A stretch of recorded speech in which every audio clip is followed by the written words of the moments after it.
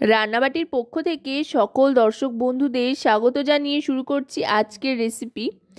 আজকে বানিয়ে ফেলেছি দারুণ মজার একটি রেসিপি, খেতেও কিন্তু দারুণ লাগে এই শীতকালের মরশুমে। আজকে বানিয়ে ফেলেছি পুর ভরা শিম। এর জন্য প্রথমেই কড়াইতে বেশ খানিকটা জল নিয়ে তাতে হাফ চামচ মতো নুন দিয়ে দিলাম। এবার শিমগুলো দিয়ে দিচ্ছি। এখানে 8টা মতো শিম নিয়ে নিয়েছি। এবার মিডিয়াম টু লো ফ্লেমে ঢাকনা চাপা দিয়ে দিলাম। শিমটা একটু ভাপিয়ে নিচ্ছি, এতে করে পুর ভরা শিমটা খেতে অনেক বেশি ভালো হয়। এবার গ্যাসের ফ্লেমটা অফ করে দিয়ে শিমগুলো তুলে নিচ্ছি। সেদ্ধ করে নিতে একটু নরম হবে।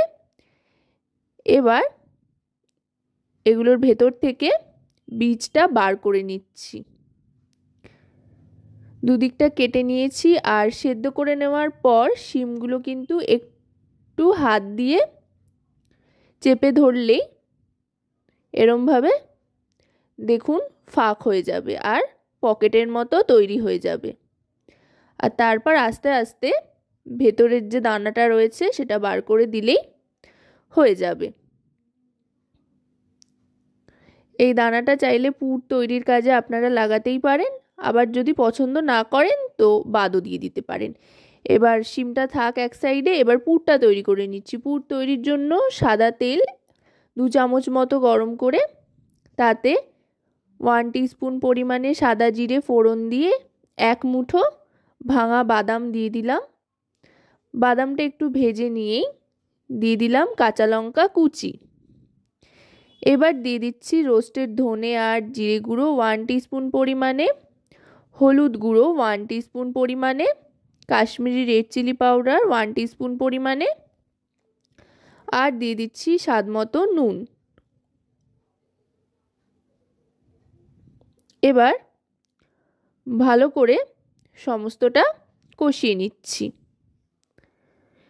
মিডিয়াম টু লো ফ্লেমে মশলাটা ভালো করে কষিয়ে নিয়ে এবার দিয়ে দিচ্ছি সেদ্ধ করে ম্যাশ করা আলু।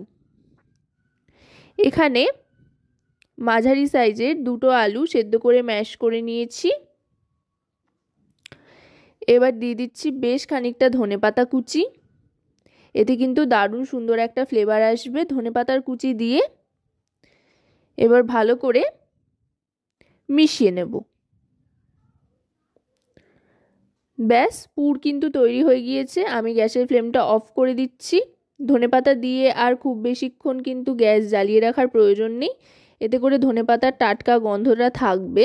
এতক্ষণে শিমটাও ঠান্ডা হয়ে গিয়েছে। এবার একটা চামচের সাহায্যে শিমের যে পকেট তৈরি করা হয়েছে তার মধ্যে আলুর তৈরি পুরটা ভরে নিচ্ছি।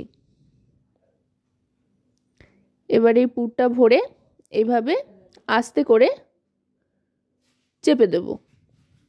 এইভাবে প্রত্যেকটা তৈরি করে নিচ্ছি। এটা তৈরি করা কিন্তু খুবই সহজ আর বেশ মজাদার। আমার প্রত্যেকটা তৈরি করা হয়ে গিয়েছে। এবার একটা ব্যাটার তৈরি করে নেব। ব্যাটার তৈরির জন্য 3 চামচ মতো কর্নফ্লাওয়ার নিয়ে নিচ্ছি। এতে অনেক বেশি ক্রিস্পি হবে। আপনারা কর্নফ্লাওয়ারের পরিবর্তে চাইলে চালের গুঁড়োও কিন্তু ব্যবহার করতে পারেন। এবার এর সাথে নিয়ে নিচ্ছি বেসন। 2 চামচ পরিমাণে বেসন নিয়ে নিলাম। এবার এক এক করে দিয়ে দিচ্ছি হলুদ গুঁড়ো 1/2 টিস্পুন পরিমাণে। এবার দিয়ে দিচ্ছি কালো জিরে। যে কোনো ভাজাভুজিতে কালো জিরে দিলে কিন্তু টেস্টটা খুব সুন্দর হয়। এবার এর মধ্যে দিয়ে দেব পরিমাণ মতো চিনি। চিনিটা একটু দিলাম, যেহেতু শিম একটা মিষ্টি ফ্লেভার আসলে ভাল লাগবে। আর পুরেও চিনির ব্যবহার করিনি যেহেতু। এবার দিয়ে দিলাম পরিমাণ মতো নুন। আর এবার দিয়ে দেব সাদা তেল ময়ান দেওয়ার জন্য। বেসনের ব্যাটারটায় যদি খুব ভালো করে একটু ময়ান দিয়ে নেওয়া যায় তাহলে কিন্তু অনেক বেশি ক্রিস্পি হবে। ভালো করে আগে ময়ান দেওয়ার মতো করে চটকে নিয়ে এবার আস্তে আস্তে জল দেব। এবার জল দিয়ে দিচ্ছি। একটু মিডিয়াম মানের একটা ব্যাটার তৈরি করে নিতে হবে। না খুব ঘন করব, না খুব পাতলা করব। বেশি ঘন হয়ে গেলে কিন্তু ভেতরটা মানে শিমটার একটা কাঁচা থাকার প্রবণতা থাকে।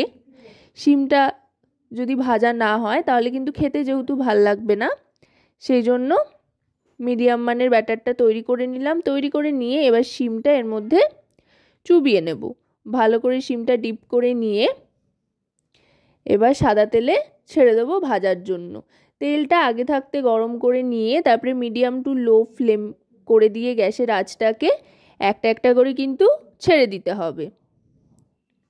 আশা করব রেসিপিটি আপনাদের ভালো লাগবে। যদি রেসিপিটি আপনাদের ভালো লাগে তাহলে অবশ্যই রান্নাবাটি চ্যানেলটিকে সাবস্ক্রাইব করে লাইক, শেয়ার, কমেন্টের মাধ্যমে আমাদের পাশে থাকবেন। আর যদি রেসিপিটি আপনারা আমাদের ফেসবুক পেজ থেকে দেখেন তাহলে অবশ্যই রান্নাবাটি ফেসবুক পেজটিকে ফলো করার অনুরোধ রইল।